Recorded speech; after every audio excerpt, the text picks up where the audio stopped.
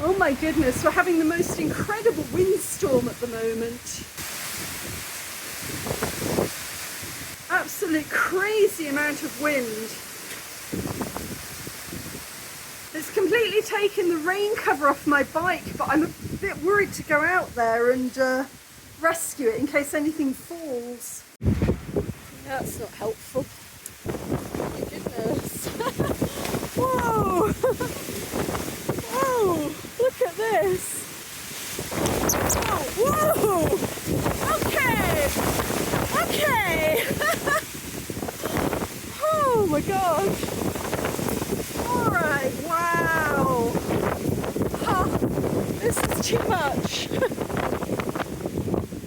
Yep, there's a storm coming. Turn my bike into a sailboat. Well, that was exciting. Today I'm driving back from the post office and I thought I'd take you on a little detour. This was a couple of days before the UCI World Cycling Championships came to Kigali. It was the first time it had ever been held in Africa, and a lot of the participants found it tough going. This is the land of 1,000 hills after all.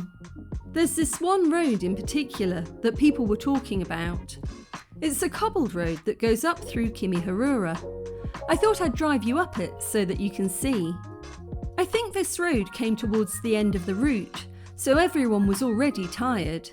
It's hard to tell from the camera, but this is a steep climb. It's called the Cobbled Road in Kimi, or the Sundowner Road, because there's a well-known bar at the top called Sundowner.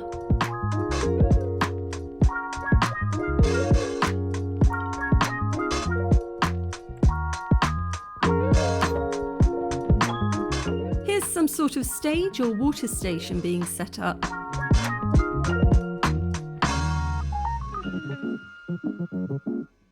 That's Patel's supermarket on the right. But as you can see, the road just keeps going up. Sundowner on the left.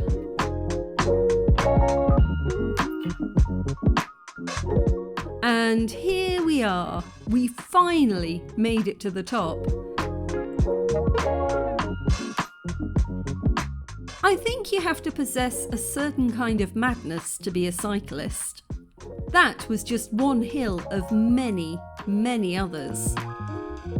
Later that week, I dropped into Kigali Heights to go to the bookshop, and I arrived just in time to see something happening. There's something about the UK going on. I think it's to do with the cycling. Oh my God, God save the King. Goodness me. What did we do? Did we win something?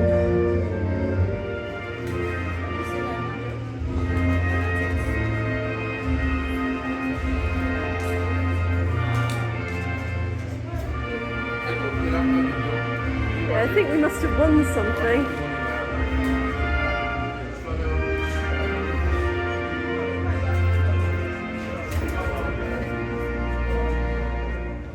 Turns out Zoe Backstead won gold for Great Britain in the women's under-23 time trial. Ladies and gentlemen, please one more time applause for our medalists. Mesdames et messieurs, Dwight and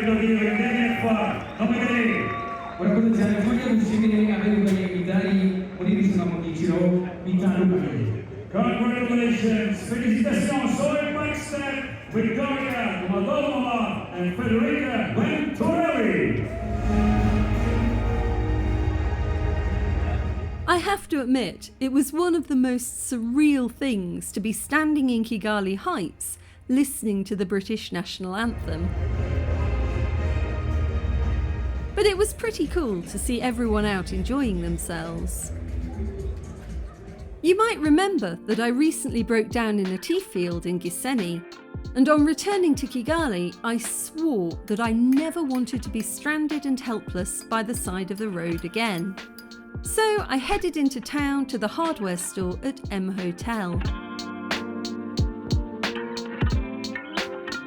Hello lovelies, feeling a bit hot and sweaty today. I have just got back from town where I went to the hardware store at M Hotel and I have bought pretty much every conceivable item I could ever need to fix a Royal Enfield bike. So apparently our Royal Enfield specialist is out of town for a while. And I have to admit, I haven't found another mechanic that I feel 100% confident about calling. Although Dominic at Kigali Motorbike Rentals might have somebody, but I thought it's about time. I learned the basics, you know, so Bertin taught me to do an oil change, so I won't need to do that again for a really long time. Air filter looks really simple, but the one that I'm questioning is the chain adjustment, because I think mine might be a little bit loose, and so I need to figure that out. Part of the problem I have is that my driveway, there isn't a flat space on it, so putting it on the centre stand isn't that easy.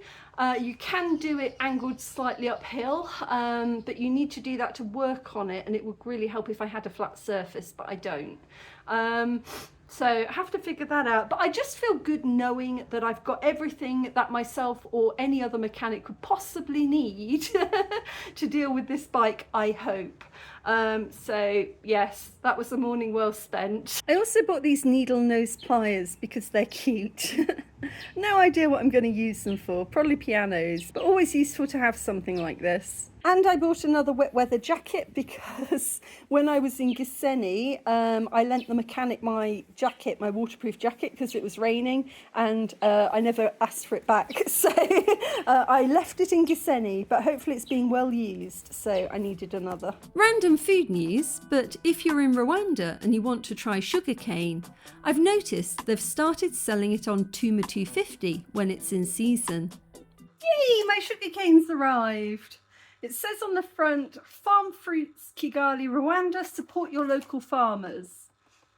So this is very cool. It's a big weighty tub of prepared sugarcane. Now it is 2,000 francs, which is quite a lot. You can buy an entire sugarcane for about, I don't know, 500 francs or less. But it does require a lot of preparation. So somebody has to kind of chop it all up, remove the outer side of it. It's a nice treat. I keep mine in the fridge because I like it nice and cold. Cold sugarcane on a hot day. Yep, smells fresh. Let's try it.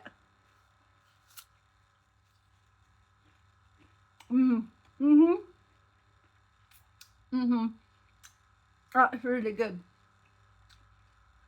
So you bite it, you chew it, you suck out the sugar water, and then you're left with just a little piece of husk, and you just spit that out.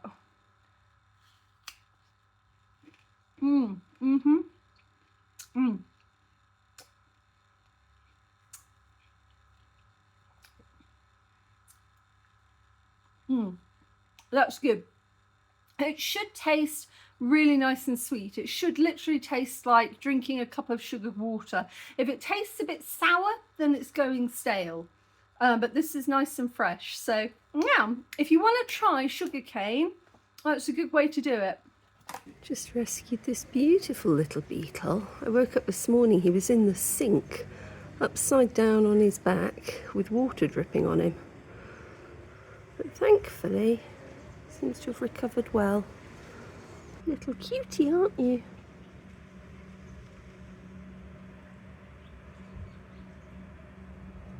What are you going to do with the rest of the day? It's looking a lot better now than it was a minute ago, isn't it? You take care of yourself, watch out for the mantises, there are a few about. That would be a bit of a crap way to end it.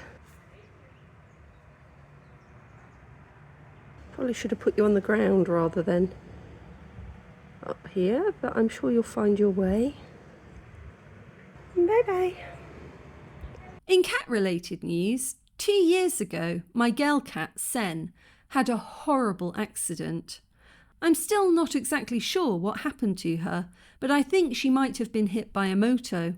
Her back leg was very badly broken, and she had to spend a long time at the vet.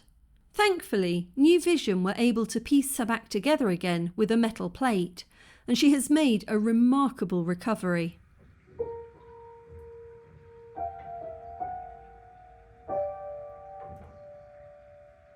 However, over the past 2 years, I have never seen her leave the compound.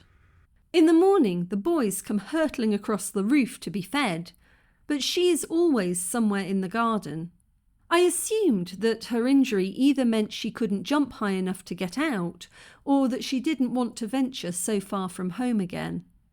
Then, one morning, I woke up just gone 6, opened the front door, and saw this. That's little Sen. Very impressive little girl. Look at that. The morning she came back with her broken leg, that's exactly where I found her, up on the wall. And I had to get a chair for her to get onto so I could carry her into the house. Did not think she would walk again.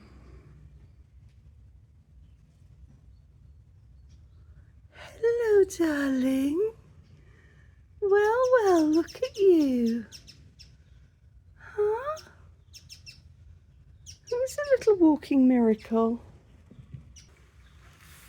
I'm very happy to see that. You've got your full catitude back.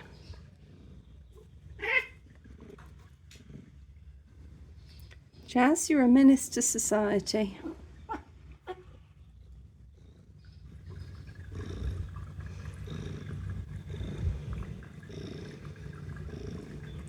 Just made myself some yummy food this evening. Ugali and beans. It's a little bit white on top because I baked it after I boiled it, so it's got a bit of a crispy crust on, which is nice, chewy. And then black beans with tomatoes, onions and spinach and garlic and chilli. It's a really hearty meal, comfort food. It's been raining today really badly. Actually, the past few days very stormy, and this is really good sort of comfort food for cold, wet evenings. So easy to make as well. So with ugali, it's all about the sauce, because the ugali itself has very, very little flavour. It's pretty flavourless. It doesn't really taste of anything. But it's extremely calorie dense, so that's why it's very filling. You only need a little bit. But what you do is you just squish a little bit in your hand. I love eating with my hands. And then you scoop up some beans and you scoop up some sauce. The sauce is still a bit hot, so I need to wait for that to cool down. And you get some on your ugali and straight in the mouth.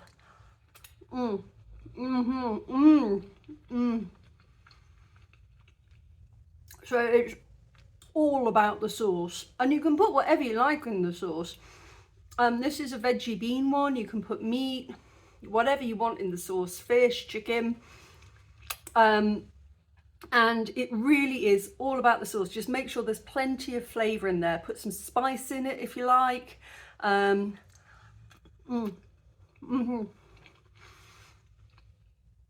So the ugali just provides the base, and it soaks up all that flavour, and yeah, it's just a fantastic meal on a cold, wet night.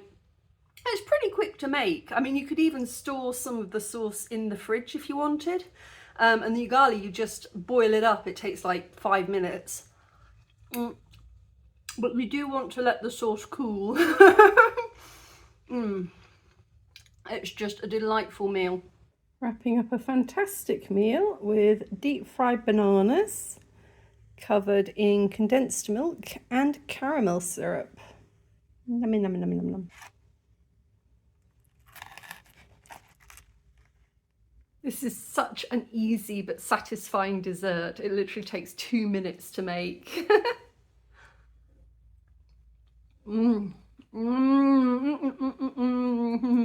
I thought I'd just show you this last dish, which is a butternut squash and amaranth dish. In the UK, we have an ornamental variety of amaranth called Love Lies Bleeding, and it's a popular garden plant.